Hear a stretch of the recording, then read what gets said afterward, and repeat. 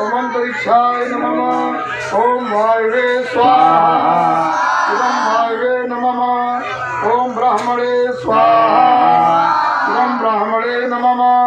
ओम छंदोभ्यः स्वाहा। इदं छंदोभ्यो नमः। ओम पृथिव्यै स्वाहा। वेद मंत्रों की गूंज और संस्कार में हिस्सा लेते बच्चे दरअसल अयोध्या में आयोजित अखिल भारतीय चाणक्य परिषद और अखिल विद्वत धर्म विचार समिति की ओर से आयोजित उपनयन संस्कार का हिस्सा हैं। सामूहिक तौर पर ये बच्चों के उपनयन संस्कार का आयोजन है। इसमें अलग अलग समाज वर्ग से आए हुए बच्चों का उपनयन कराकर उन्हें ब्राह्मण होने की दीक्षा दी जा रही है, उन्हें वेद पाठ करने योग्य बनाया जाता है। कार्यक्रम में वैदिक रीति रिवाज से विद्वतजनों ने, विद्वानों ने ब्राह्मण बटुकों का उपनयन संस्कार कराया है। सबसे पहले विप्र बटुकों का क्षौर कर्म कराया गया, उसके बाद स्नान शुद्धिकरण, दही चूरा और शक्कर का भोग प्रसाद बटुकों को ग्रहण कराया गया।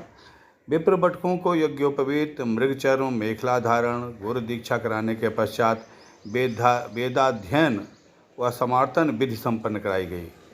इस आयोजन में बलरामपुर, गोंडा, बहराइच, सुल्तानपुर, बाराबंकी, अयोध्या के परिवारों के बच्चे शामिल हुए और इस मौके पर उनके अभिभावक भी मौजूद रहे।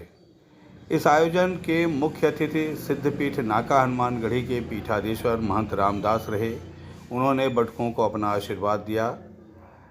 यज्ञ का संपूर्ण कार्य कराने वाले याज्ञिक आचार्य पंडित अनिल कुमार द्विवेदी, पंडित सोमदेव वैदिक, शिवानंद वैदिक, वैदिक रामानुजा, वैदिक श्यामनारायण द्विवेदी, वैदिक सच्चिदानंद मिश्र, वैदिक वीरेंद्र कुमार द्विवेदी तथा वैदिक नमो नारायण आदि प्रमुख हैं। कार्यक्रम के मुख्य आचार्य पंडित श्रवण कुमार मिश्र ने आयोजन के बारे में पूरी जानकारी दी। आज यहाँ पर वैसे बहुत सारे वर्षों से यहाँ जो परशुराम शिव पंचायतन मंदिर है, यहाँ साक्षात भगवान परशुराम जी विराजमान हैं और जिनका जो तीनों रामों में सबसे ज्येष्ठ राम है, उनका यहाँ पर मंदिर है, वहाँ पर उनकी सेवा होती है। उनके सानिध्य में बहुत वर्षों से यहाँ दूर दूर से कई जनपदों से बालक आते हैं, उनका उपनयन संस्कार होता है। उसी तरह इस बार अखिल भारतीय चाणक्य परिषद के साथ और हमारा जो अखिल भारतीय विद्वत धर्म परिषद है, उसके दोनों मिलकर के ये उपनयन संस्कार चल रहा है।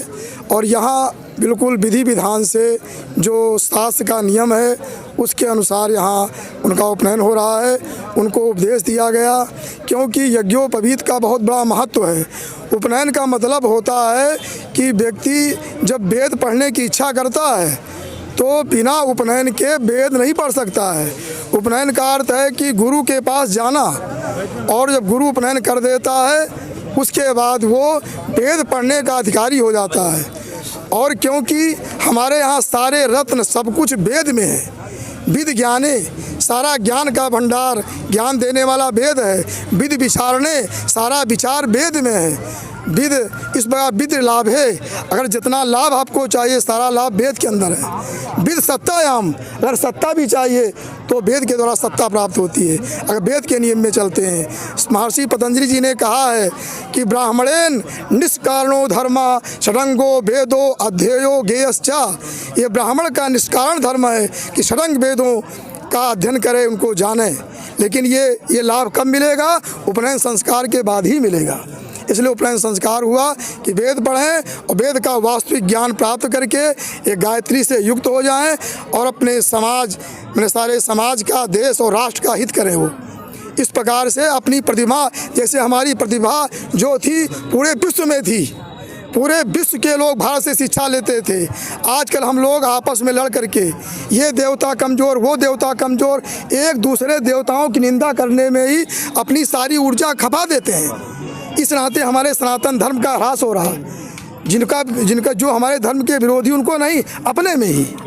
इस तरह मैं चाहता हूँ ये अच्छे ब्रह्मचारी हो और सही जो राम राज्य है उसकी स्थापना हो, जहाँ जो समलैंगिक कानून ऐसे भारतीय चाणक्य परिषद और विश्व विद्युत परिषद के माध्यम से यज्ञोपवीत संस्कार का कार्यक्रम हो रहा है, जिसमें 63 बच्चे सम्मिलित हुए हैं और जिसमें आशीर्वाद देने के लिए अभी आचार्य श्रवण कुमार जी ने बहुत विस्तार से बताया। मैं भी सहमत हूँ आप सबकी बातों से। और हमारे बीच परम पूज्य पीठाधीश्वर नाका हनुमानगढ़ी सिद्धपीठ के महंत जी पधार चुके हैं। मैं चाहूँगा कि वो भी अपना 2 शब्द आशीर्वचन के रूप में दें। सब बोलो जय राम जय जय राम, श्री राम जय राम जय जय राम, श्री राम जय राम जय जय राम, श्री सीताराम जी महाराज की जय। आज परशुराम जी मंदिर दुर्वासा मंदिर के पीठाधीश्वर आचार्य पंडित श्रवण कुमार मिश्र जी, जो कि बाल्यकाल से ही ब्रह्मचारी के रूप में लोगों को शिक्षा देते हैं। जैसा इन्होंने अभी रामराज के बारे में कहा कि सब नर करें परस्पर प्रीति। जब परस्पर प्रेम होगा, संवाद होगा, तभी हम कोई भी, चाहे यज्ञोपवीत संस्कार हों, चाहे विवाह हों, जैसे चर्चाएं होती हैं कि बिना समझे बूझे जैसे लोग सागोत्री विवाह करने लगे, ये बंद हो। विचार करके हो कि ज़्यादातर प्रायः हो कि अपनी जो बेटी हो वो उच्च कुल में हो और उच्च कुल में अपने से उच्च कुल में दी जाए। सबसे बड़े ब्राह्मण होते हैं शुक्ल गर्ग गोत्री, 3-13 ये सरयू पारीण में होता है। फिर कानकुब्ज में होते हैं तिवारी जो ब्राह्मण होते हैं, दमा के, गोपाल के, गोवर्धन के, चट्टू के, ये 4 तिवारी बड़े माने गए। ऐसी स्थिति में आज पंचकोशी परिक्रमा मार्ग में जो 63 बच्चों का यज्ञोपवीत संस्कार हुआ, तो हम सभी को बधाई देते हैं कि वो जो उनके सनातनी जो व्यवस्था हमारी पद्धति है उसका पालन हो। और प्रत्येक माता पिता के धर्म है कि जब बेटा 7 साल 9 साल 11 साल का हो जाए तो उसको गुरुकुल में ले जा कर के सबसे पहले संस्कृत विद्या का अध्ययन हो, और ना घर में हो पावे यज्ञोपवीत संस्कार तो वो गुरुकुल में ही आचार्य के समीपस्थ वह कार्य होना चाहिए। यज्ञोपवीत गायत्री मंत्र लेने के बाद ही वो पूर्ण रूप से जो है ब्रह्मचारी माना जाता है, वैष्णव माना जाता है।